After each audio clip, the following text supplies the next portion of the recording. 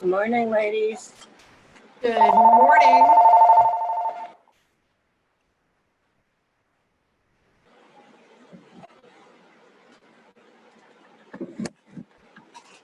Diane, where do you live in Arizona? Gilbert, which is just outside of Phoenix area. Yeah, it's hot. Did the forest fires affect you? They are further north than me, but it's Hi, pretty everyone. scary. I'm hoping Morning. everyone, let me unmute everybody for a minute. Okay, I'm so glad all of you are here. I see some new faces. Kathy McNamee is here. I'm so glad. It has been such a busy day. The American Bar Association is having its first virtual conference on online dispute resolution, which of course is my jam. So I've been going back and forth, and I actually was just on an international online dispute resolution program, which was fabulous because things are getting accentuated now because of COVID. But I'd like to check in with everybody. It's been an incredibly busy week for all of us, I'm sure. Is everyone still okay? Yes. Deborah? How come my picture's not on there?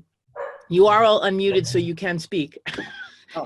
In the event you want to speak instead of just waving your head, I know Kathy's on the phone, so I can't even see her waving. I'm not on the phone. So that is good. Okay. So speak up. Click start I have to video unmute on the bottom. yourselves because I can't hear. I know you're unmuted on my end. Let's put it that way. Can you hear me? Can you hear me? Let me make sure I have the right speakers on. Yep, the MacBook Hear you, speakers. Deborah. And my microphone. Can you hear me? Oh, wait. Nope, I'm on. MacBook. Kelly, can you hear me? Yes, perfectly. Now I can hear you guys. Perfect. Okay. In answer to Kathy's question, click start video on the bottom left and we'll be able to see you, There. Kathy. Yay. Okay. This is a learning process. Believe me, I've been doing this all morning. I started at 8 a.m. with a conference call committee meeting with the New York City Bar Association Dispute Resolution Committee. And I'm actually, believe it or not, doing a huge animal law committee continuing legal education program in June on how to bring animal law issues and disagreements to online dispute resolution, because it works so much better. And then I got a call from an attorney who's working with another client of mine, and he's really into it. So I've started a movement 10 years ago. It's glacial in its movement, but I've started a movement 10 years ago where people who are in conflict over animals, especially breeders, owners, handlers, would be so much better served mediating these disagreements than litigating. Courts don't want to see them. And it really is all about emotion and relationship, which of course is the beauty of mediation. That's what it does. So before we get started with the MAP plan and checking in with how all of you are doing and getting some more great ideas from all of you, because the last 4 or 5 weeks that we've been together, my program has expanded so greatly because of the information all of you have shared. And I want to really thank you for that, because it's so important to me to know how the end user feels about making these plans. Are they too hard? Are they, not enough? Or maybe this is good. I mean, we've all talked about dogs being taken by the Humane Society because nobody made a plan. And it's interesting, my trust and estate colleagues don't really want to even address it. They don't want to ask you if you have pets. They don't want to, and I know that Connie and I had this discussion a while back when she was doing her estate planning after her husband had an unfortunate stroke. That's right, Connie? He had a stroke? That's correct. And so Connie called me and we sat there and we said, well, what do we do with the dogs? Because she was taking care of her husband. And when we talked to her attorney, she was thrilled to learn that this process was there because she didn't want to do it. Exactly.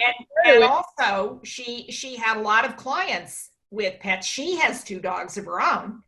And she really thought it was a great idea. So she is very, very grateful for your help in the process, Well, Deborah. let her know I'm still doing it, and if she needs any help, because what I do is I connect the dots for the pet owners, and then I connect the dots for the attorney to put it in your trust and estate documents so you don't have to do it over again. It's a one-time shot. You put it in as the MAP plan in your will. You put it in as the MAP plan in your pet trust, and then you can change your MAP plan a million times, because we all know, I mean, we have, hopefully, we're all over 21, but we'll have many dogs in our lives going forward. And we want to make sure that we don't have to redo our will for $10,000, redo our pet trust for $5,000 here in New York, to address that dog. No, we want to say all the animals that are in my MAP plan, that plan is what's mentioned in this will, what's mentioned in this pet trust, and the funds that I've left in the will and the pet trust will be what covers it. So without further ado, let me check in. Sally, is everything okay with you? Any squirrels lose their lives today? I think the squirrels have left. I think they're all gone. It's interesting. I was looking at renting a house with, of course, with our dog. And now I'm wondering about taking the dog up to Maine, because you have to shelter in place if we go from Connecticut to Maine. And I'm like, well, we haven't rented for 14 days. You know, I'm wondering, do we just cancel? I was going to take the dog and drive up, but I'm going, that's probably not such a great idea. You have to really look at the state plans now. That's a great question. And I'm sure many of you are thinking, if you go to dog shows or if you go visit people in another state, what's the ramifications? Well, I think that part of the new opening plan for COVID is that you stay in that place for 14 days. My sister is currently in North Carolina. I don't think she listens to any rules, but that's a whole nother question. But she is going to come back at the end of the week. And I'm surprised that the hotels are open and allow her to stay, and that she's talking to real estate brokers down there. So I would, Sally, call the rental person, the person you rented it from, and say, what is the protocol I'm going to have to follow? Because if you have to follow a 14-day quarantine once you return to Connecticut, no big deal. You'll just do it. But if you have to stay in Maine for 14 days, that's longer than your rental. And so that would really not behoove you to do that. But I'm believing that every state has its own rules and regulations, and I would call both the state and the rental person, because they should really know that information before you cancel. Because sometimes, and I'm a victim of this, if you rent from VRBO or HomeAway and you've signed a document that says you have to cancel 60 days before, 60 days before you arrive. I didn't do that because COVID hit a month before I was supposed to go to two conferences, one in Nashville and one in New Orleans. And both of those VRBOs, well, one of the VRBOs, the New Orleans one refunded my money, but the one in Nashville said, no, sorry, 60 days, too bad. And I said, this really isn't a good business proposition. And VRBO said, well, we know, but it's up to the homeowner. And so the homeowner is not necessarily playing by the fairness and kind. I would have given them half of it and understood. But they didn't.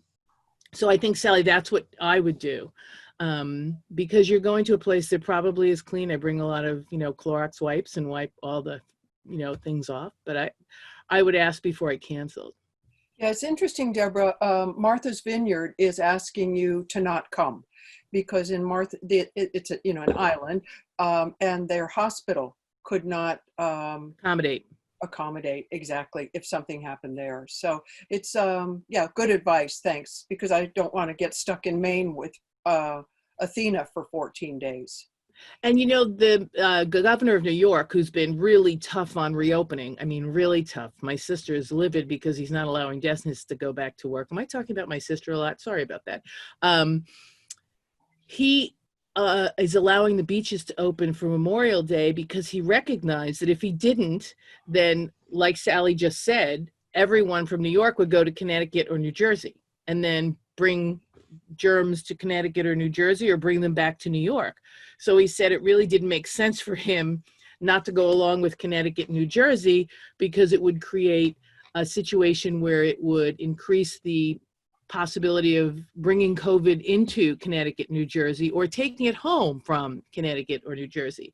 So he said, no, I'm opening the beaches, social distancing, and lakes, and we're going to do that. So these are interesting times, and our pets are so important to us in these times because it's changing day to day.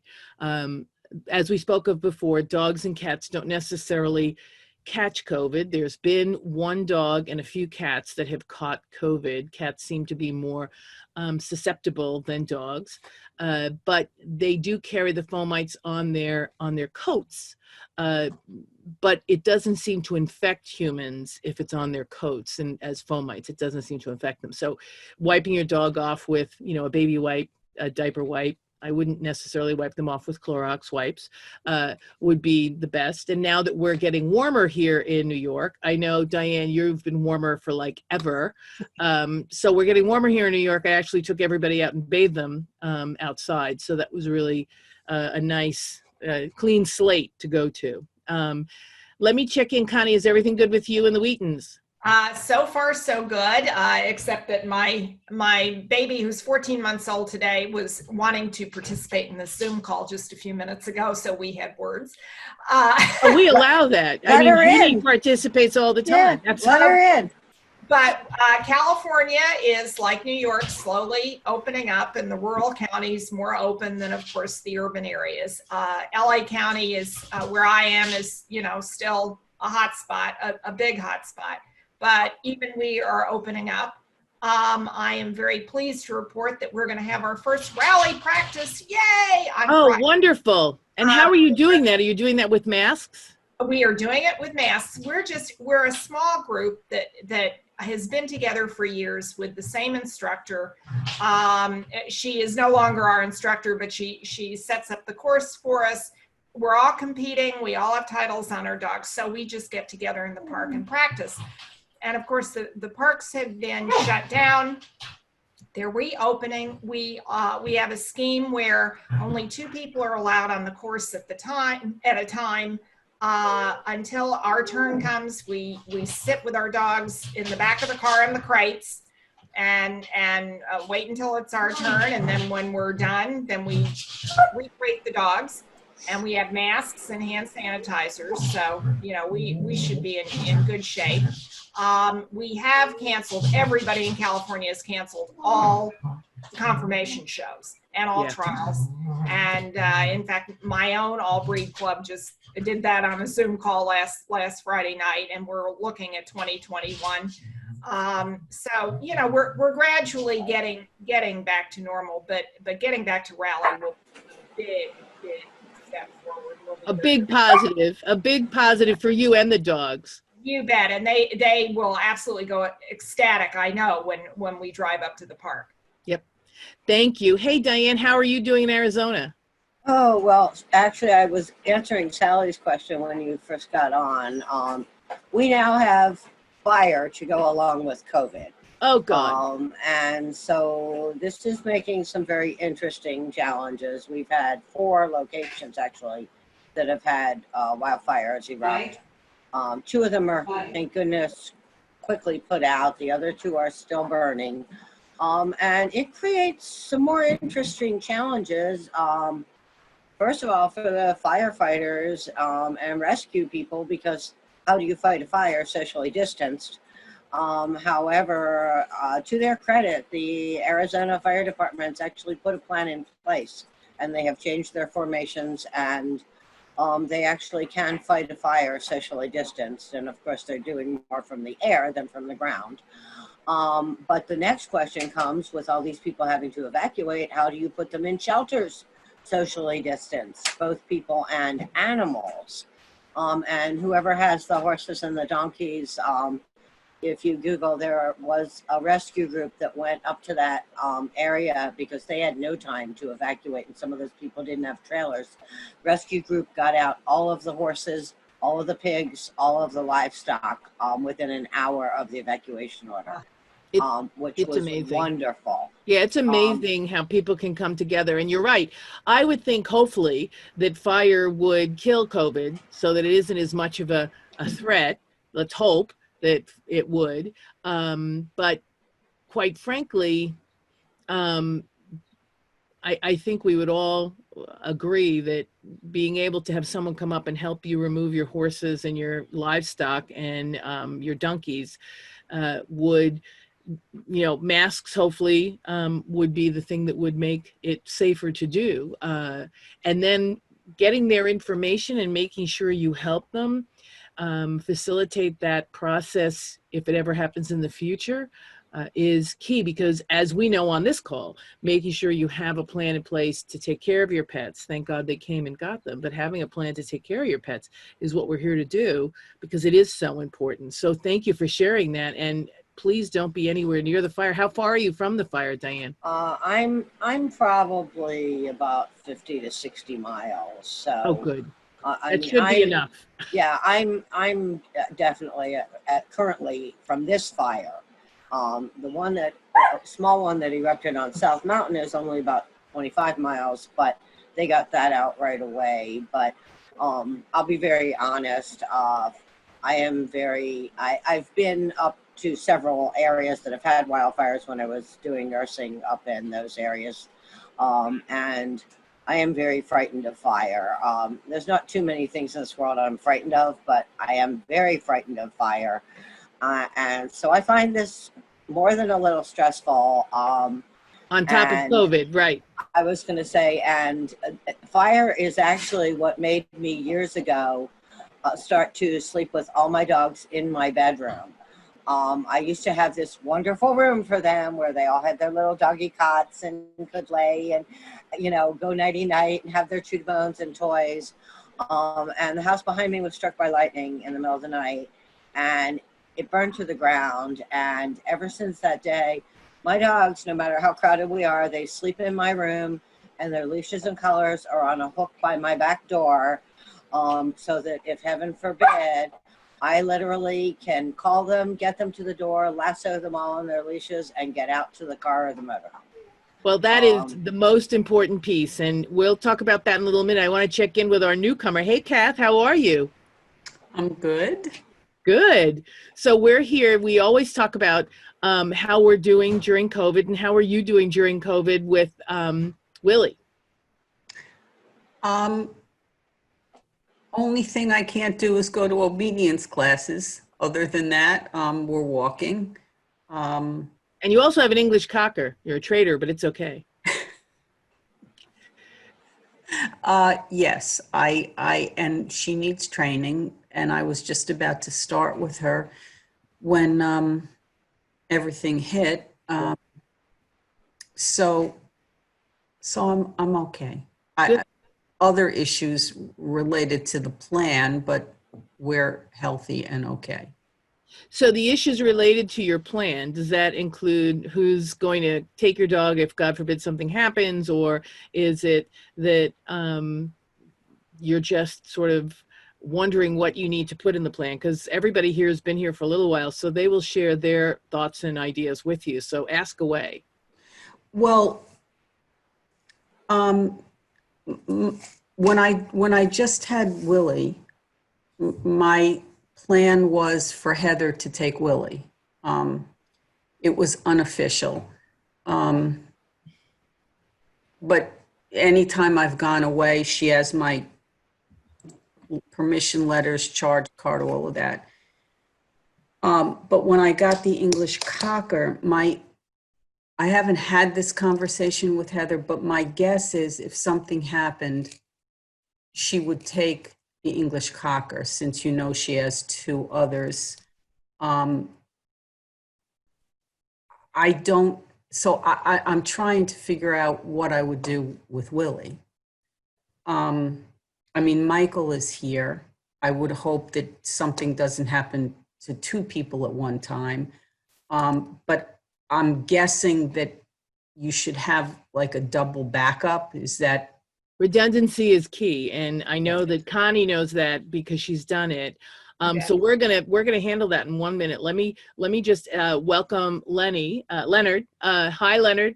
Good to see you. Hi, I'm sorry I'm late. I had to finish a document. That's okay. No worries. No worries. We're just checking and seeing how everyone is. Are you good? Thank God. Poo, poo, poo. Oh, good. So that was a great question that Kathy asked. You know, what should I do? These are informal, and we've been here, a lot of us, for 4 or 5 weeks. And so informal isn't really the best thing to do. At the beginning, when we talked about COVID and what would happen if you got sick, or what would happen if somebody came to your home and took you because you were sick, with COVID or without, you could have a stroke or a heart attack or something. Having a note on the refrigerator with big numbers, so that would be, your number, somebody in your cul-de-sac, or Michael, because he is nearby. Heather is nearby. Me as a co-owner of Willie, and of course I would be happy to take the English Cocker as well. Those numbers have to be readily available. They have to be right there where emergency service can see them, or Animal Care and Control takes the dogs. That's just a given. If there's no information available at the scene of, the pickup by emergency service, if you don't have something right there, big now, I said 3x5 card's too small. It has to be a 5x8 card. It has to be in black magic marker. I mean, you guys, I'm like a broken record, I know, but this is so key to assuring that the animals stay put. You want the animals to stay put if something happens to you, until Heather comes, until Michael comes, until I come. You want them to stay put. And the only way that's going to happen is if you have something on the front door, on the refrigerator, that states these dogs are to stay put. Please call these 3 people. And you really need redundancy. Because as Diane pointed out, you want your dogs with you if something happens, so you can grab them quickly, put them in the car and leave. That's great. If you're in the car and something happens to you and the dogs are in the car, you need that 5x8 card on the dashboard in the car as well. And people say to me, but that's really ugly. I have a beautiful car. Why would I want that? Well, put it somewhere where the responding EMS can see it, because you don't want your dogs taken out of your car and put in the Humane Society. And if you don't have something in writing that says that Deborah can come and get the dogs, or Heather can come and get the dogs, or Michael can come and get the dogs, they stay at the Humane Society. So, which is why I always say in your car, you need a piece of paper, 5x8, that says, in the case of an emergency, please call this number, this number, this number, this number, because these people are allowed to take my dogs. You might have to take it to the Humane Society, because you can't leave them on the side of the road if, God forbid, there's an accident. But you've already given them, the police and the emergency service people and the Humane Society or Animal Care and Control who come to get your dogs, information on who can take your dogs. If you're in your home, you want to leave your dogs in your home, because you've already set up with at least 2, please 3. If you can do 4, that's even better. People who will come and take care of your dogs. So EMS understands that the dogs will be cared for, and Animal Care and Control understands the dogs, cats, birds will be taken care of by these people. Just call them. And you have to let the people who are on that 5x8 card know about each other. So I know about Heather, and I know about Michael. I have Heather's number. I don't have Michael's number, but that would be, and you should always exchange those numbers with each other, because if I can't do it and I'm the first call, then not only can I say to EMS, listen, I understand. Yep. I'm in North Carolina, I can't do it, but here's this number. Because you really want to make sure that you make it easy for emergency services and for the police and for Animal Care and Control to find that person that you want to care for your pet, not that your pet ends up in a shelter. And there's nothing wrong with shelters, and it's a great opportunity for your dogs to be safe off the road if you have a car accident. But that's part of the appointing caregivers of the MAP plan. So again, we can go over what the MAP stands for. You have to make a plan. So Kathy, you're in the middle of making a plan on who's going to do what for whom. I'm hoping everyone is, I know Connie is pretty well done with her plan, and hopefully she'll update it if things have changed. Sally is done with her plan. Diane, I don't know if you have a plan, but you probably do. I'm working on it. Right. But can I add something, because Sure. I've had it on my list here to talk to you about, because being somebody in medical and having done emergency medical, I was curious, so I went and Googled and found some websites, and there are companies that you can actually put your dog's information on your medic alert bracelet, medic alert card that goes in your wallet, and you can actually record it and have that. I'm trying to find out if, like, the life alert systems, you call if heaven forbid you fall or you push a button. I believe they will also take information of what happened to the animals and what animals are in the house if someone's responding.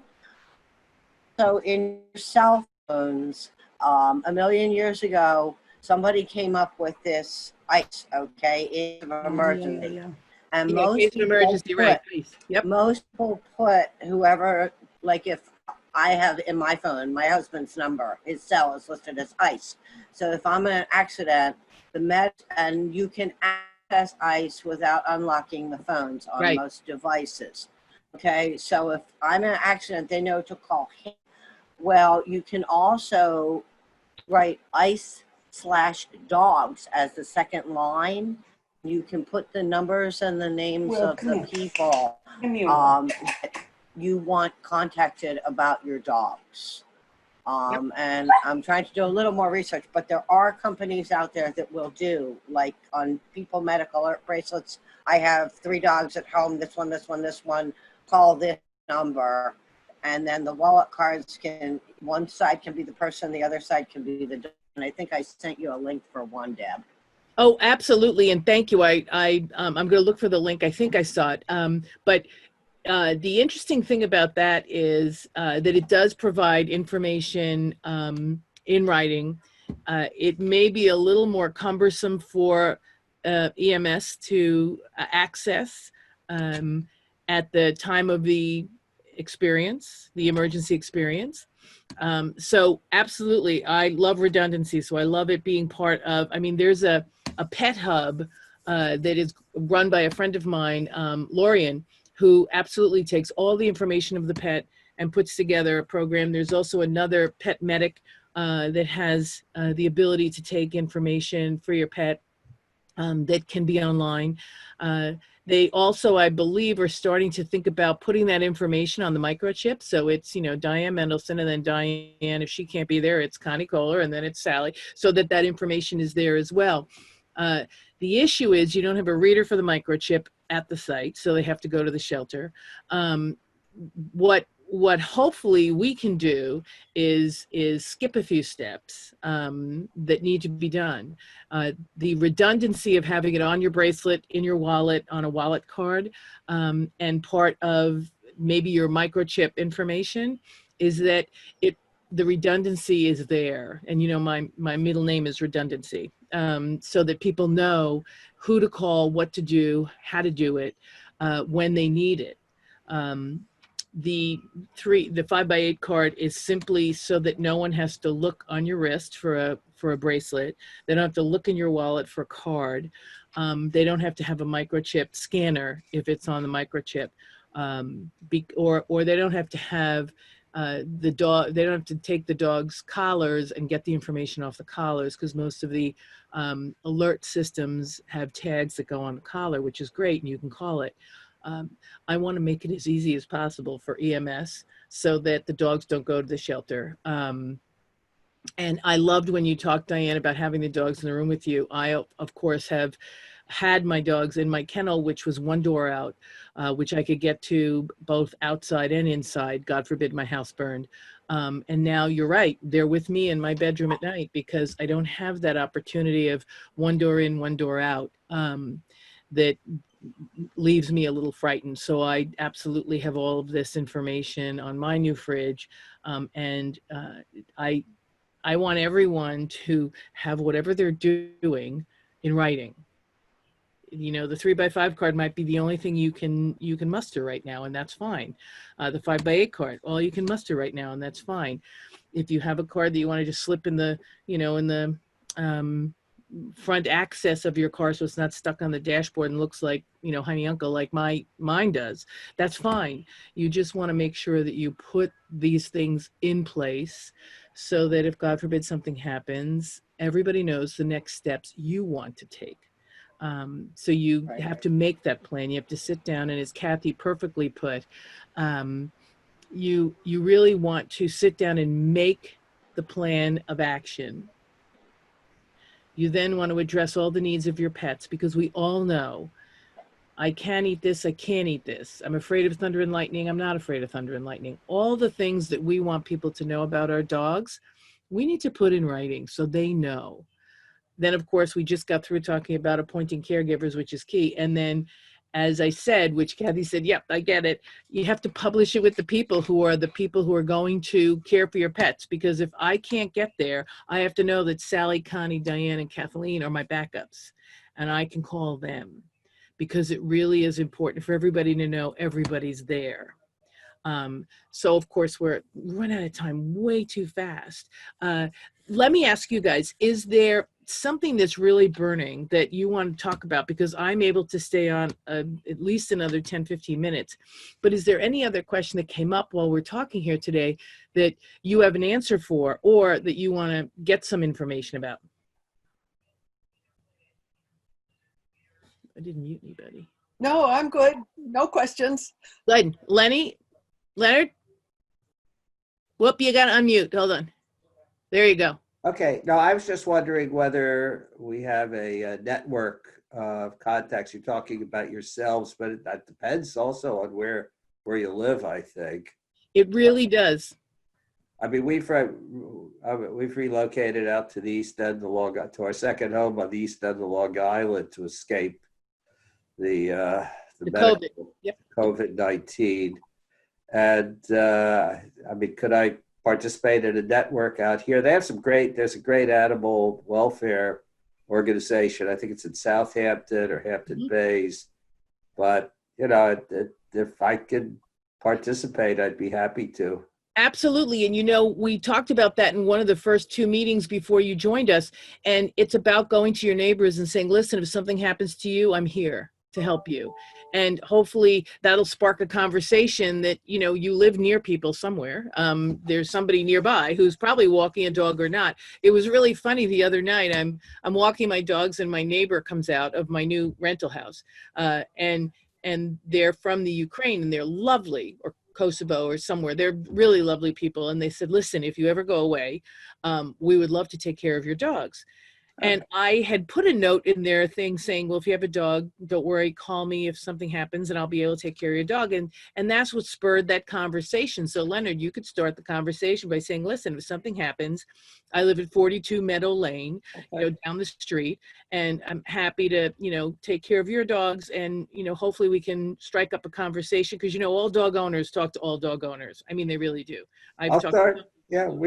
Believe me, there are lots of dog owners that we walk with out here. And so you just bring up that conversation and say, listen, if God forbid something happened to you, I'd be happy. And always start with, I would be happy to help you, because that always then will spur them possibly, although some people have said, well, I'm not going to help anybody else. I just want them to help me. Well, of course. Yeah. But that would be great. Okay, good suggestion. Yeah, I mean, just yes. 2 questions. When Sally, when you were talking about going to I think you said Maine for 2 weeks, but rented a place. I'm wondering if I go visit a friend in a different state, and certainly I wouldn't be visiting for 2 weeks. Am I supposed to stay there for 2 weeks? Well, it's interesting. Our neighbor's going to his place in Rhode Island today, and he knows he will be stopped at the border. Are we stopped at the border? Yeah, he said he is going to be stopped. He knows that for Rhode Island. So, and he's in place at his own home, his cottage that he owns in Rhode Island, and he's going to leave 3 days later and then come back. So I don't know how he handles that. I think we're sort of on uncharted waters, you know, especially sort of in the tri-state, you know, area, East Coast. I thought that the stopping at the border was specific to Rhode Island. Oh, maybe it is. I don't know if that's true. Connecticut, Massachusetts, I don't know. I don't know, but out here I know there are some places particularly the reservations. Yeah. You cannot pass the border. Okay, if you are not native right now, you may not enter the reservation.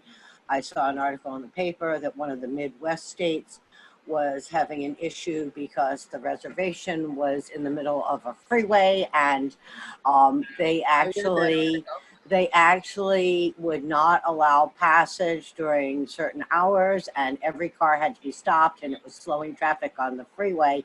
But my understanding, and Deb, you're the lawyer, but my understanding is that every city, state, whatever, is making their own rules. And of course, reservation land is entirely different because it is not state land, it is federal land, and they are actually not cities. They are census designated areas who have their own domain and their own laws. Yeah, and it's really gotten to the point where my puppies are in Maryland, and the woman who has my puppies, she lives next door to a sheriff, and she keeps asking him, can the co-breeder, can the breeder come down and see the puppies? And he's like, I don't know, she probably has to stay 14 days, and I can't stay 14 days, so I can't go down and see my puppies. So Kathy, wherever you're planning to go, like Sally, you have to really check out what the local rules are. Well, see, first of all, it's not a problem because I was planning to come see you. We're in the same state, but I wanted to go see Sally. You don't know this, Sally. I was going to bring Willie, and I wanted to see Athena, but she's in Connecticut. Yeah, but Connecticut doesn't have any sort of issue with people from New York going to Connecticut, because I've seen Sally and they didn't stop me. And you didn't sneak. Well, I don't think I snuck. I mean, I drove up from 84 to 84 and I didn't sneak, but nobody stopped me. And those are major highways, 84 to 684 to 84 major highways, back roads. Sally lives on a quiet country road. So I guess maybe somebody could have called the police and had them come to her driveway and ask what I was doing there. But thankfully I didn't stay that long. And I don't think anybody came to her driveway afterwards. But and we did social distancing and we wore masks and, we did that. So if anybody questioned, what we were doing that minimal social distancing and preparedness with the masks while we were sharing pizza together. So we did take the masks off to eat the pizza. I just want to let you know that because that would be a mess. But we were 6 feet apart. I mean, I was at one end of the table and Sally and Gordon were at the other end. I mean, we did what we could. We're very respectful because all of us are of that age. So we really want to be respectful. And I think that's the key. Yeah, You Connie, also need to check constantly for changes in the law. And let me share an experience out here in the West, state of Colorado. One of my very dear friends who's an AKC rally and obedience judge, in fact, she's our competition instructor. We're shut down now, of course. But she has a 10-year-old Belgian turf with titles on both ends of her names, and she was going to pick up a puppy in the Denver area. And she had been working with a breeder for, ever since before the litter was born. And she was planning on making the trek, even though it's quite a ways from LA. In the state of Colorado last week or so, and certainly in the past 7 to 10 days, said, we don't want anybody from out of state, the entire state, because they're having several flare-ups. But did they have people at the border to stop?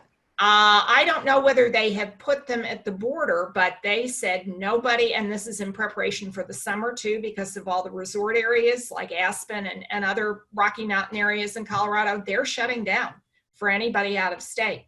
So my friend Pam had to cancel out on the puppy because she could not make the trip. And it's unfortunate, yeah. Yeah, and Connie, I actually have a dear friend in Tucson whose dog is with a handler in California. And the dog was with the handler for Beverly Hills, which was the last show before all this started. Our last show where we were. Right. And she can't get the dog back from the handler because she's not allowed to come into California to get her dog and bring it home right now. That has So- happened to a lot of people. In fact, there's one of our Wheaton friends who is in Canada who can't get her dog from this side of the border because the entire international border is shut down, and she's going nuts. Yeah. As So you can these are well things imagine, that we and the aren't dog even is with a handler. considering. And Leonard's probably sitting there going, what are these people talking about? Well, we show our dogs and sometimes they're with handlers, Leonard. And if we didn't get them back before COVID and they're in a different state, we can't get them back now. Right. Yeah. And that's also a concern, Deb, like you're saying, with our plans, because like 2 of my dogs were bred by breeders in Colorado. I co-own them with breeders in Colorado. But right now, if something were to happen to me, apparently nobody could drive my dogs to the breeder in Colorado. So now I have to find somebody in Arizona that would take care of these dogs until they get there, they right? could get to Colorado. I mean, fortunately, I have some very good obedience agility friends who I know would take care of. I mean, when I asked about specific dogs, 2 of them said to me, I just take care of everybody until otherwise notified. Right. But, And you really, not everybody has a backup locally. and that's why we talked about that at the first 2 meetings very strenuously, because I never anticipated COVID either when I did the MAP plan, which is why we've learned so much together. And I so appreciate you guys, keeping me on my toes, because it was about, the co-owners coming and taking the dog, and the co-owner, one of mine is in Kansas and she could come, but now she can't. And so, yeah, we have to do what I just asked Leonard to do, put, notifications in the box, or know people who we do rally or obedience with who are in, the next town. Because thankfully, when you do rally or obedience, you're doing it usually within state lines. I mean, you could live near a state line and possibly go somewhere else, but you're living in an area where you can have people who are going to take care of the dog short term, because your co-owner absolutely, if that's the agreement you have and those are the people you want to take your dog, you don't want to have to change that because they can't come over the state line, but you have to make a plan that keeps the dog safe until they can. And again, please, please, please, and I'm saying this as a former rescue chair, if your dog is a purebred, please make either your local and or your National Breed Club rescue your ultimate backup. Yep. I've done that, as Deborah knows, in my plan, and it's really the way to fly, because that way your dogs are protected. And national dog, so for Leonard's benefit, every single AKC national club supports rescue to the tune of tens of thousands of dollars, maybe even hundreds of thousands of dollars every year to rescue their dogs and place their dogs. And so is the last ditch effort. If you have an Irish setter, if you have a Wheaton Terrier, if you have an English Cocker, look up on the national AKC website for the national club and see the national rescue group and get in touch with them, but also look for the regional rescue group, who is going to be the one to come and get your dog in the region or in the state. So it's very important that, as Connie perfectly said, I think probably we worked on that together, rescue is your last. The AKC, because even if your dog just looks like a golden retriever and came from a backyard breeder or came from a rescue, if you have adopted a dog from an all breed rescue or some rescue group that is not affiliated with the national club, you have to look at the contract that you signed to rescue that dog, because sometimes you have to give that dog back. But in this group, I know most of the people have co-owners that will take the dog back. Have friends who will take the dogs. So those are your first lines. And then the, club, the national club is your last absolute, this is the person, and you have to have a name and a number. And you have to make sure you update it, because as we all know, people come and go in national clubs at rescue, and you really need to make sure you have an updated list. So we're coming on to 45 minutes. This has been a phenomenal call. Let's go around and see what everybody's doing for Memorial Day. Diane, what are you doing for Memorial Day? I have no clue. To be very honest, because I've been on leave, which my leave ends today, by the way. So when I next see you all, if I next see you all, I will either be unemployed but I will be alive. That's right. And I would rather be unemployed and alive than employed and dead. Yeah. So I will either be unemployed or searching for a new job, I guess, or both. So truthfully, until they said it on the news last night, I didn't even realize it was going to be Memorial Day. No, we don't even know what day of the week it is. So I guess I'm going to be playing with my dogs, and Connie will be pleased to hear that I'm not a rally person. Connie, I'm an old style obedience person, but now you can get a rally title by video. Yes. And so the person that I train agility with is sending weekly videos to all of us of like 3 or 4 rally exercises. Yes. So I'm going to be in my yard with my cones learning to do rally. Good for Yay! you. And AKC, as you well know, is titling through virtual rally, at least at the novice level. Novice Those level. of us who are titling at more advanced levels are agitating very hard, for the intermediate and Right. advanced levels, and those may Well, come. rally is the one thing I've never really gotten into. I do have one dog with a rally title because it was a faux pas. They weren't ready for novice, and I went to a national, so we got a rally title. But I don't even know how to read signs and walk, so I have to learn this, Connie. I know it's us that have to learn rally. The dogs are pretty Right. good at it, Diane. It's us that have Right. to learn it. Right, Connie, and they love it. what are you They doing for Memorial Day? Connie. Oh, me. Bathing and grooming very hairy Wheatons right now. It's been cold. And suddenly we're supposed to get a warm up. So it's going to be bath time and lots of dog hair in the grooming room. Sally, what are you doing for Memorial Day? Well, there's no Memorial Day parade, so they've asked the residents of our community to send in their address and hang a flag so that people can drive around in their cars and look at the flags. So we have a flag that covers the entire front of the house. We're going to put the flag up and plant an organic garden. Oh, good. Wonderful. I'm going to come up and enjoy some of those vegetables Take later. pictures. That's right. Okay, I will. I will. Kathy? I don't know. Play with the dogs, go for a bike ride, tend the garden. Don't know, have fun. And Leonard, what are you doing for Memorial Day? Uh-oh. He's muted. There you go. Go ahead. Hopefully, summer will indeed arrive on Memorial Day. And I know it's been pretty cold here, and it's supposed to rain Friday, Saturday, but Sunday's supposed to be beautiful. Sunday, Monday. I think I'm going to Jones Beach. I have to look at the weather report because it's been so bloody cold here. I know. I don't even. Oh man, I wish it was bloody cold here. Yeah, it's been incredible. It's been 50s and 60s, which is relatively cold even when I walk the dog. So That's Send it to me. 40s. If you go to Jones Beach, That's too Deborah? far. It's too far. We have beaches. yeah, you have beaches out in the Hamptons, out. right? We So have beaches. if I go to Jones Beach, Kathy, I'm going to tell you. bring me your dogs. Okay, I'll Right. drop I the dog. mean it. I have one big question before I get off because I have. I have to go because my sprinkler guy is here waiting. Oh no, you have to. I have to call our sprinkler guy. He said there's so Bye, much. guys. It's so Don't have cold today. He sprinklers. turned sprinklers on yet. That's a reminder. Thanks, Kathy. Okay, bye-bye. I have to do it too. I